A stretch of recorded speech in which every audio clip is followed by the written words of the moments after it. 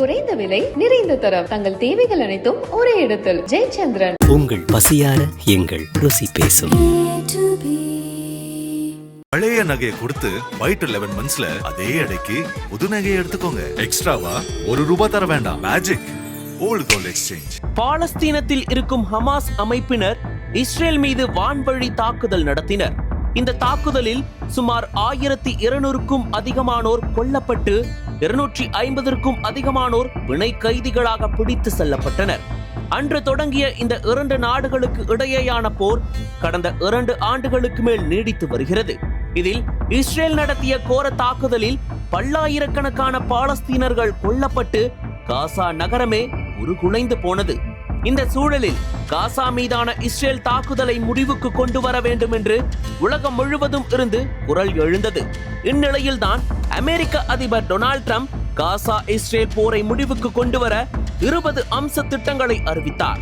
இதனை முன்வைத்து Israel Hamas தரப்பினிடையே எகிப்தில் அமைதி பேச்சுவார்த்தை மேற்கொள்ளப்பட்டது. இதற்கு இருதரப்பும் உடன்பட்ட நிலையில் போர் நிறுத்த ஒப்பந்தம் ஏற்பட்டது.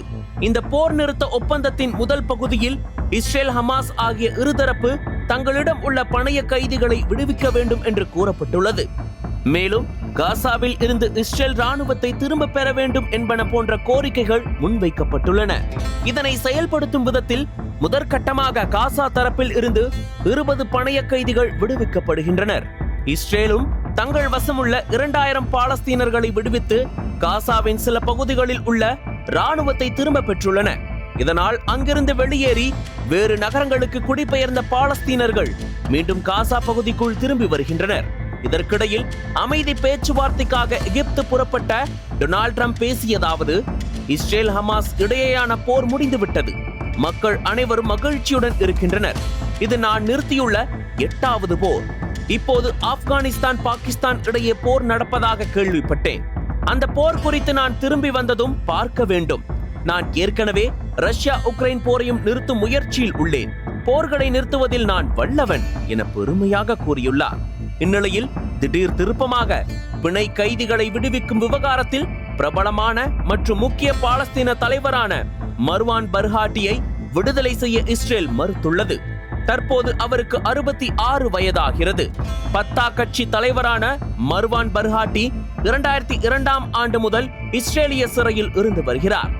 இவருக்கு பல ஆயுள் தண்டனைகளும் விதிக்கப்பட்டுள்ளன. மர்வான் பர்ஹாட்டியுடன் மேலும் பல முக்கிய தலைவர்களையும் விடுவிக்க இஸ்ரேல் மறுத்திருக்கிறது. அதே வேளையில் போர் நிறுத்த ஒப்பந்தத்தின் ஒரு பகுதியாக இஸ்ரேலின் இந்நடவடிக்கை முக்கிய திருப்பமாக பார்க்கப்படுகிறது. தற்போதுள்ள போர் நிறுத்த ஒப்பந்தத்தின்படி 13ஆம் தேதிக்குள் 20 இஸ்ரேலிய பிணை கைதிகளை ஹமாஸ் விடுவிக்க வேண்டும் என்பது குறிப்பிடத்தக்கது.